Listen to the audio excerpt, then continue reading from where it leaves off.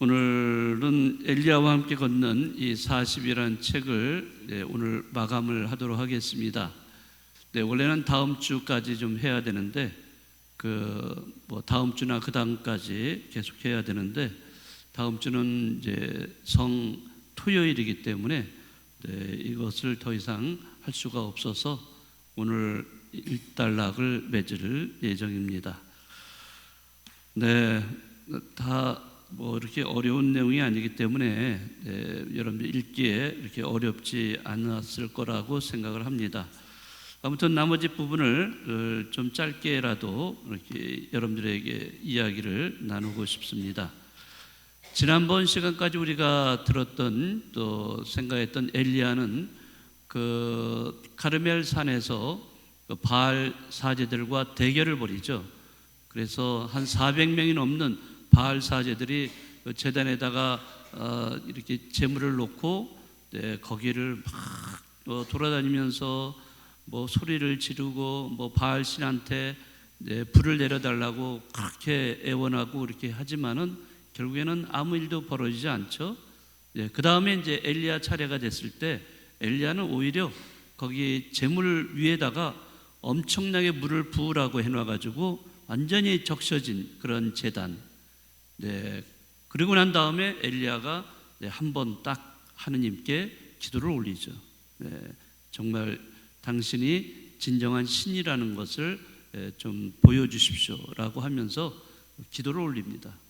그런데 정말 그 기도가 끝나자마자 하늘에서 불덩어리가 떨어져서 그렇게 아주 완전히 적셔져 버린 그 제물을 홀라당 다 불살라 버리죠. 자, 이렇게 해서 엘리야는 자신이 승리했다는 것을 알고 결국에는 그 바알 사제들을 다 그 자리에서 다 쳐 죽입니다. 자, 그래서 승리했다는 것. 그렇기 때문에 이제 백성들도 정말 그 야훼 하느님이 진정한 하느님 신이구나, 이런 거를 이제 믿게 됩니다. 자, 그럼에도 불구하고 아합 왕과 이제벨 여왕 이 두 사람은 끝까지 이러한 이렇게 어떤 증거를 보면서도 믿지를 않고 끝까지 엘리야를 죽이려고 합니다. 더 죽이려고 날뜁니다. 그래서 결국에는 이제 가뭄은 그쳤고 이제 비가 오게 됐지만은 아합 왕과 이제벨 여왕은 이 엘리야를 어떻게든 잡아서 죽이려고 더 혈안이 되어 있습니다.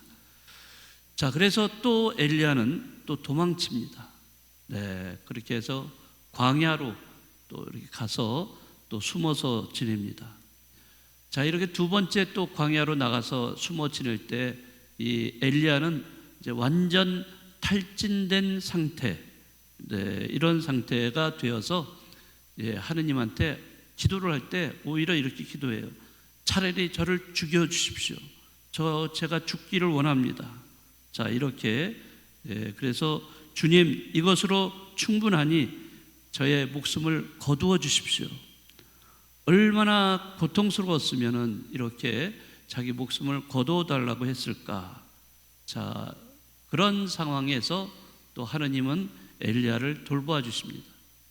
천사를 시켜서 광야에서 이렇게 피신하고 있는 엘리야에게 빵과 물을 보내주십니다. 하느님이 함께 하신다는 것을 엘리야에게 다시 한번 또 알려주고 계십니다. 자,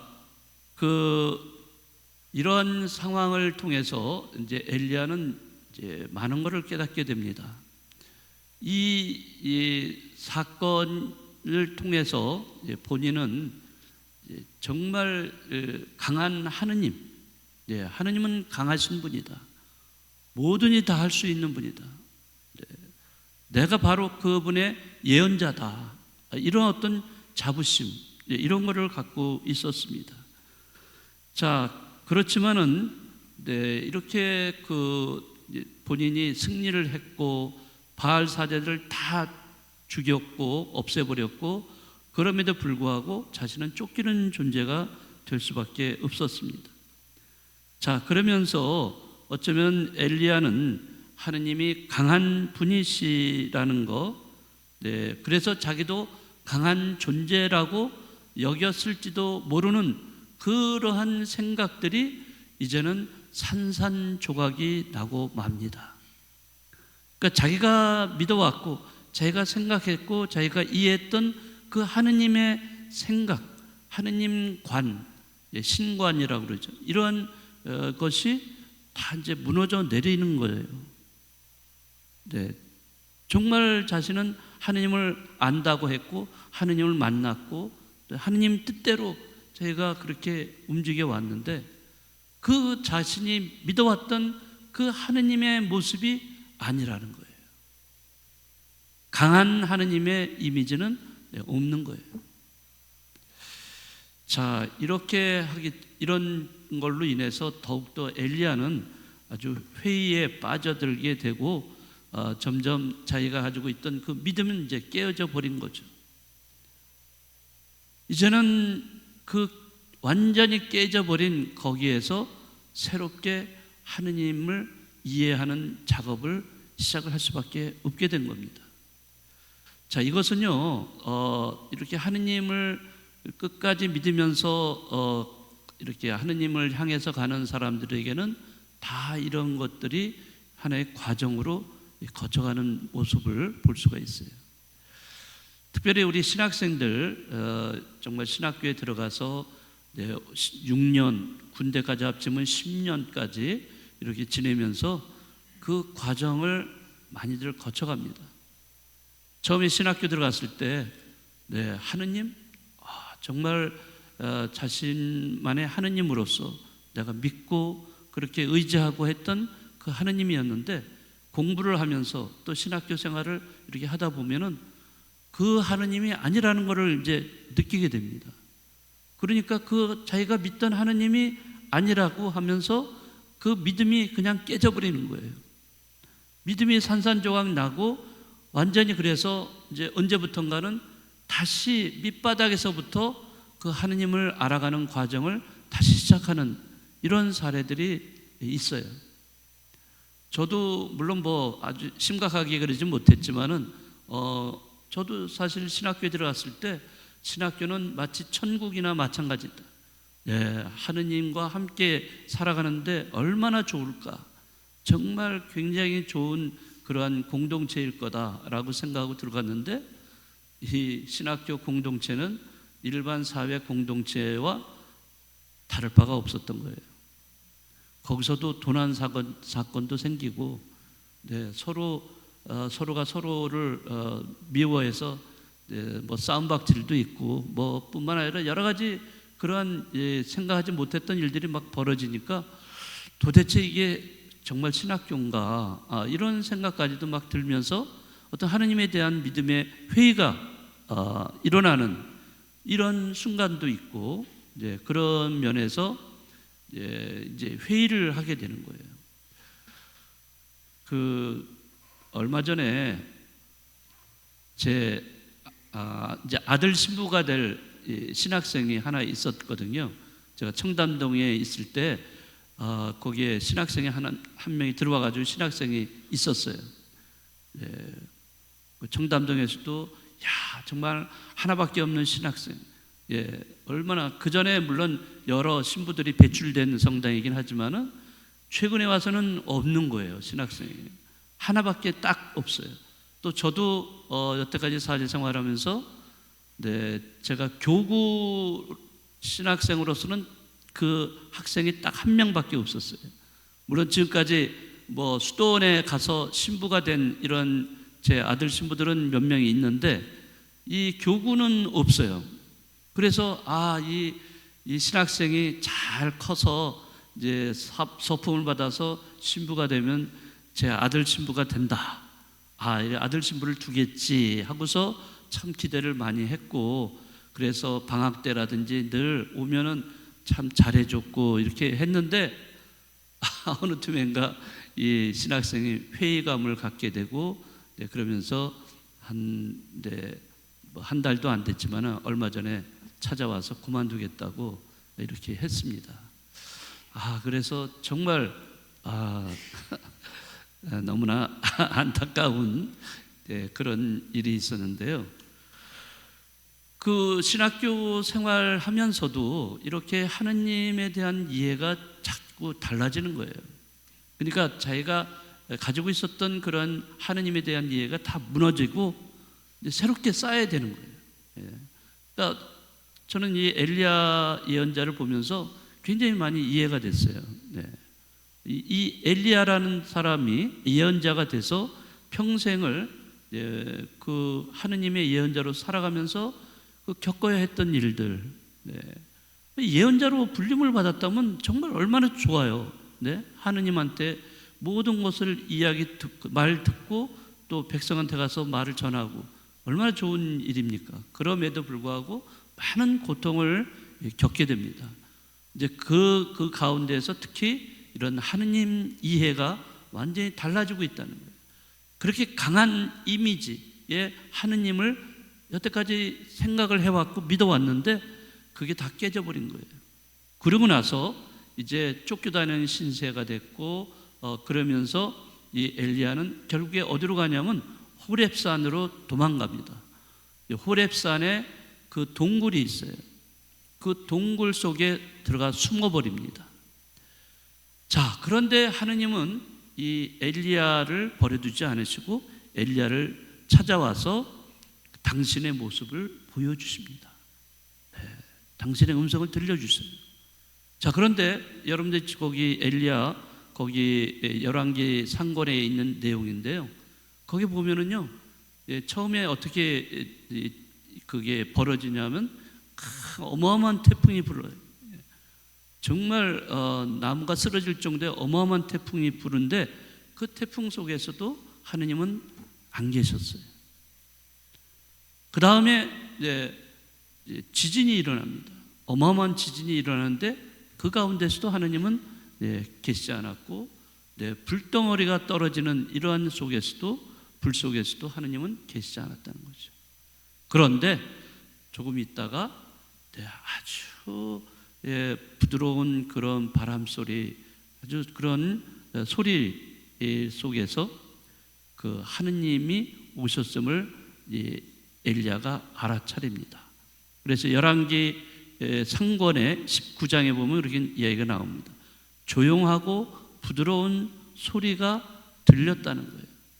그래서 그는 동굴에서 나와가지고 이 부드럽고 조용한 이 소리를 들으면서 하느님을 만나게 되는 거예요. 이제 하느님은 그렇게 강한 분이 아니라는 거죠. 그가 가장 절망하고 낙담하고 깊은 어둠 속에 헤매고 있을 때 바로 하느님은 이 침묵 속에 연약함으로 다가오셨다는 거죠. 바로 엘리야는 이러한 하느님을 만나게 된 겁니다. 그래서 그분의 음성을 듣고 그분의 말씀을 듣게 됩니다. 그래서 제가 엊그제 제가 강의를 했지만은 침묵이 중요하다는 거 강론 중에 말씀드렸나요? 동굴에 대한 이야기도 드렸는데, 그 침묵의 소리, 하느님은 침묵의 소리라고 할 수 있어요. 하느님 말씀은 이 침묵의 소리라는 것은 바로 그 엘리야를 재창조하는 하느님의 숨결이었던 것입니다.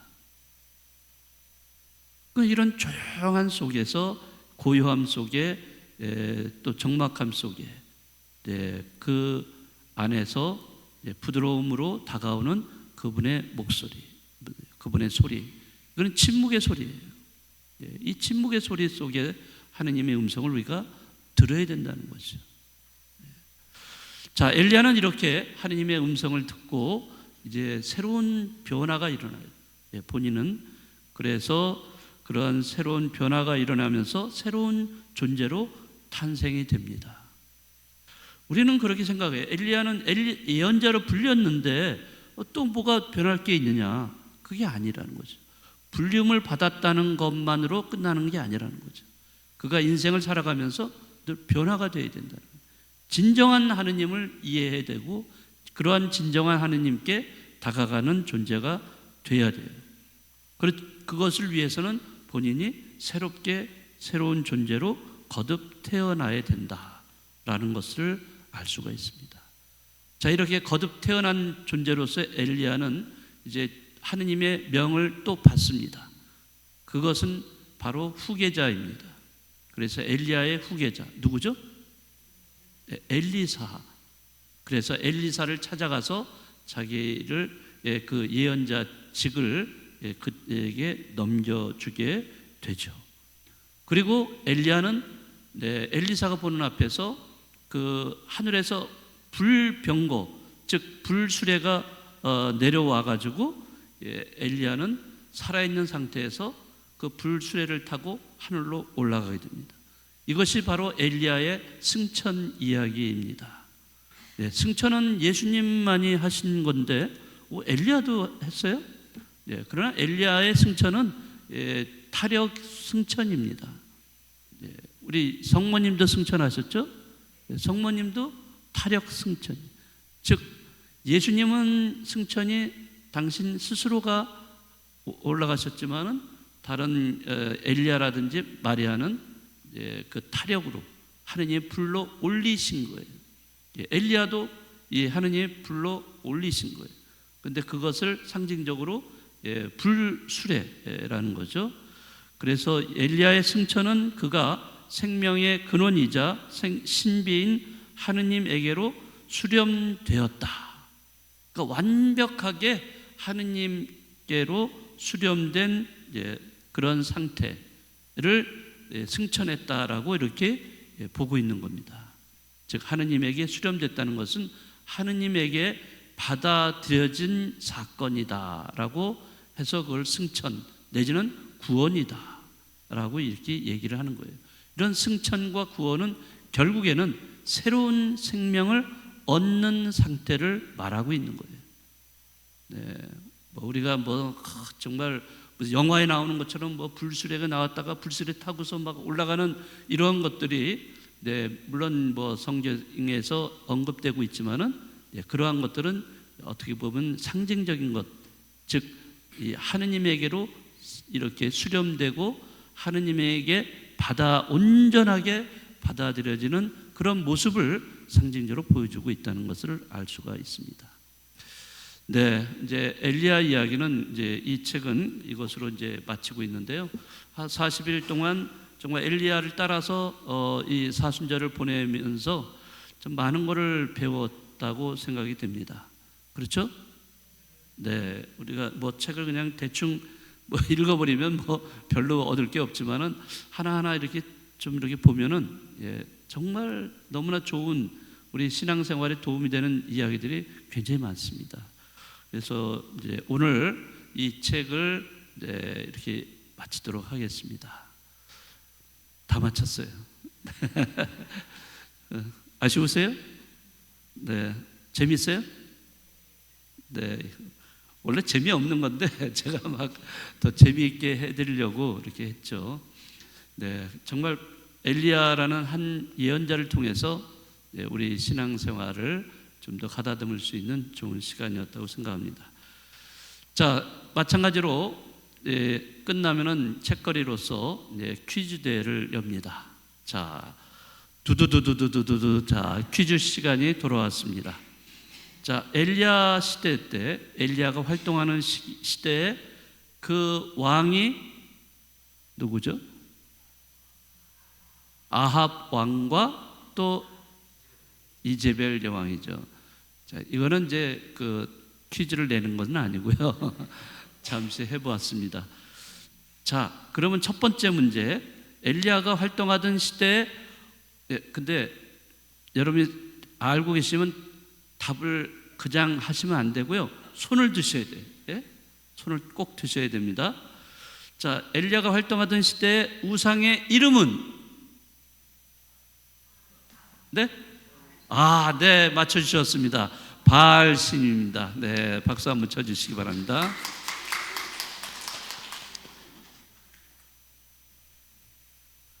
자, 두 번째, 엘리야가 바알 사제들과 대결했던 산 이름. 자비님. 네, 맞습니다. 가르멜산. 네, 맞추셨습니다. 아유, 너무 쉽죠? 네, 대신에 빨리 손을 드셔야 됩니다. 자, 세 번째 문제. 엘리야가 피신해서 지내면서 하느님을 만났던 그 산 이름이 뭐예요? 네, 호렙산 맞습니다.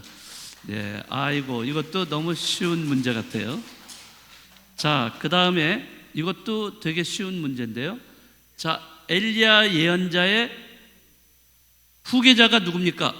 네, 네, 네, 맞습니다. 엘리사. 네, 네. 자, 마지막 문제, 다섯 번째 문제입니다. 자, 엘리야는 하늘로 승천했습니다. 뭘 타고 승천했습니까? 네, 뭐예요? 불수레 맞습니다. 네. 자, 아유, 이거 너무 쉽죠? 네. 그 불수레 하셨나요? 그랬어요? 네네. 네, 그래요. 저기 이제 오늘까지 이 책을 했고요.